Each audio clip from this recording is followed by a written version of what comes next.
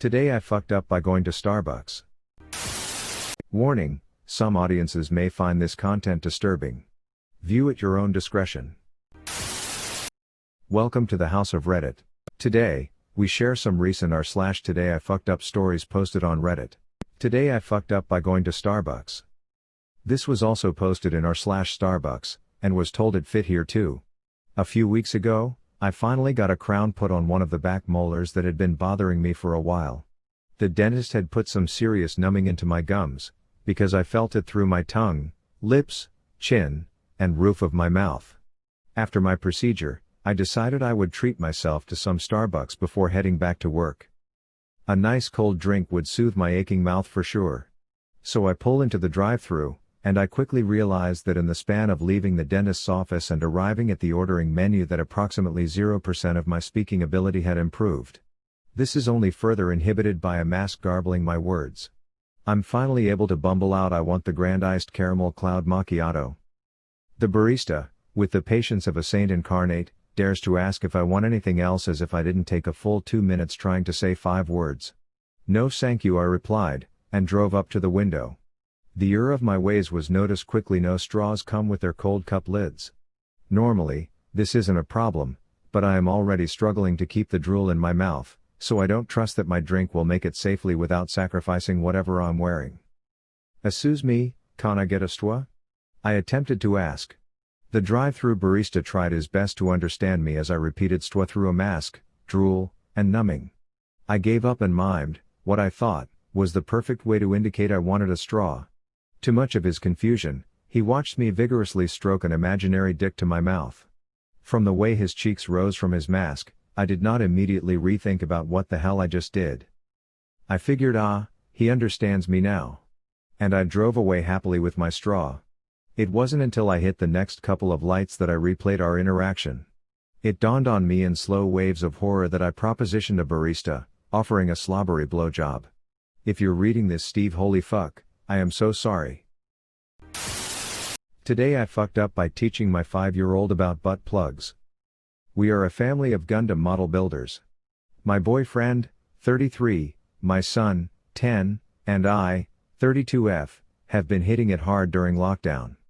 During our last, masked, socially distanced, trip to the hobby store, my daughters, 7 and 5, discovered the Petty Bear kits. They're cheap, so I figured it'd be okay, even if they destroyed them in an attempt to build. They built them and, hideous nub marks aside, they love them. Yesterday, we went to our favorite comic book store to see if they had any new stock, and my 5-year-old saw the pink Harrow. Again, cheap. So, we got it for her. My 7-year-old was in trouble and didn't get one. We built it together and ended up with an extra piece. I looked at it and quickly realized it was to put in the hole for the stand if one chooses to take it off of the stand. The stand goes straight up the keister. When she asked what it was for, my intelligent self says, it's a plug for its butt for when you take it off the stand. We move on with life. A few minutes ago, at the same time, I hear my boyfriend coming down the stairs and my 5-year-old scream, "Sister, don't take my butt plug. I need it." Thank goodness my boyfriend quickly realized what she was talking about, even while laughing uncontrollably at my panic. I explained to my daughter that it's not a butt plug so much as it's a plug for its butt. Then we decided to change it up completely and call it a cap.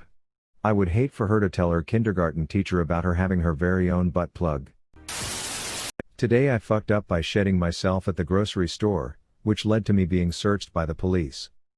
So it was early in my pregnancy and I was grocery shopping when suddenly the feeling hit me. I tried to shuffle to the bathroom as quickly as possible, but there was no stopping it. I sharted en route and felt the diarrhea slowly dribbling down my comfy stretch pants made of very thin, light gray fabric. I abandoned my shopping cart outside the bathroom and went into one of the stalls. My underwear were ruined. I had to throw them away in the tampon receptacle. My pants were soiled with rancid poo and not wearable. So I found myself stranded in the bathroom at the grocery store naked from the waist down. I called my husband, at the time, divorced now, and explained the situation and asked if he could bring me a change of clothes. He laughed and said he'd be there soon. Fortunately, the grocery store was only 10 minutes away from our house. While I was waiting for my rescuer, there was nothing to do but hang out in the bathroom stall. This was before the time of smartphones, or at least before I ever had one, so it was quite boring. But my boredom was soon interrupted by someone entering the bathroom. Not long after, she addressed me. "Ma'am, if you just put the merchandise back, you won't get in trouble. Are you accusing me of stealing?" I indignantly replied. "Well, you've been in the bathroom a long time and I can hear you rifling around in your purse." I was outraged, and probably filled with pregnancy hormones. I don't remember exactly what I said to her, but I basically told her to go fuck herself. Finally, my husband arrived. He came into the bathroom with a backpack that had a change of clothes in it, as well as a thing of plastic cling wrap to wrap the soiled clothes in. I dressed, wrapped up my poo-poo pants and put them in the backpack, washed my hands, and went back to my cart. My husband and I went ahead finished shopping. But as we were doing so, I espied two police officers walking to the back of the store where the bathroom was. After we finished checking out and left the store, the cops were waiting for us outside. My son is 7 years old now, and I've been through a lot of crap in my life in the 8 years since the incident, so I don't remember these conversations verbatim. Except that the cops asked if I shoplifted, and my ex-husband told them my wife sharted her pants so I brought her a change of clothes. That's right. He told the police I sharted my pants. They were like, "Well, what's in the backpack?" and asked if they could search it. I consented to the search and still remember as the police officer pulled my doo-doo stained pants out of the bag. They also pulled out the saran wrap, but it was opened, half used, and the box was covered in food stains, so it was obvious I hadn't stolen it, so the cops let us go. But I didn't leave. I marched right back into the grocery store and asked to speak with the manager. I was apoplectic with rage. I told the manager what happened and he said that's not how their employees were trained to handle suspected shoplifting scenarios. That the employee violated store policy by taking it upon herself to call the police on me, and that it would be handled. There's still a part of me that hopes she got fired, but I have to admit that this story has turned out to be the gift that keeps on giving as one of the most epic adventures in public incontinence I am aware of. Although, obviously I have to take my hat off to Op. His story is yet more epic than mine. Today I fucked up by helping my son on his Zoom call. Okay, so this happened this morning, and I am starting to move on I think. This is short and sweet if you need a quick story. Today is day 3 of remote learning and everyone is already long over it. My second grader was sick of sitting at his desk and moved to the rug to lay down and watch his Zoom lesson. A few minutes later he needed a bathroom break and left his iPad on the floor. I was picking up and wanted his iPad out of the way.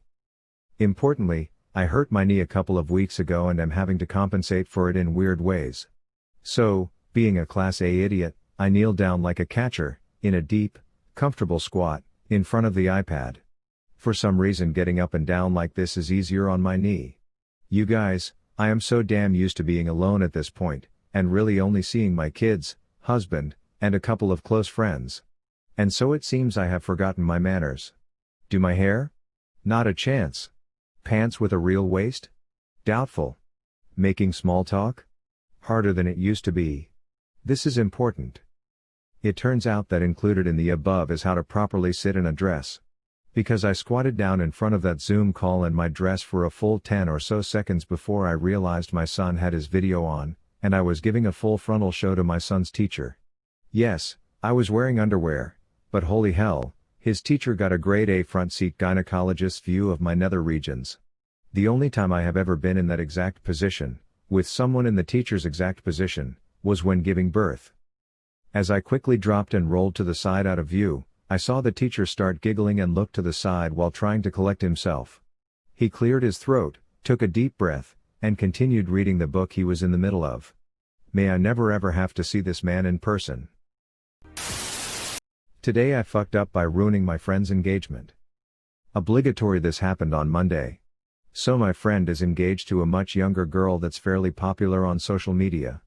They were already due to marry but it's been delayed until late September because of COVID. The young girlfriend has an open Instagram profile, some sexy/cute pictures but nothing too extreme overall. She said that having a popular IG is important for her modeling and PR ambitions, which makes sense to me. Because she's very pretty, she's always attracted a lot of likes and comments. As a result of this, I've heard of and witnessed numerous fights between them where my friend would accuse his girlfriend of entertaining admirers, worried about her flirting back and responding to DMs.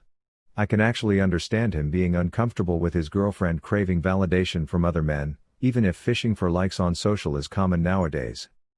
The girlfriend on her end has jealousy issues too. Her grievances was concerning women in his workplace and had gone so far as asking for access to his phone and IG. He's always happily given it to her since he's loyal and never flirts. After that happened a few times he started asking for the same, leading to them both having mutual phone checking sessions. Yikes. I thought it sounded awkward, but perhaps it wasn't the worst idea either, as it seemed to increase trust and reduce their jealousy. Whatever works, right? Here's where I come in and mess up.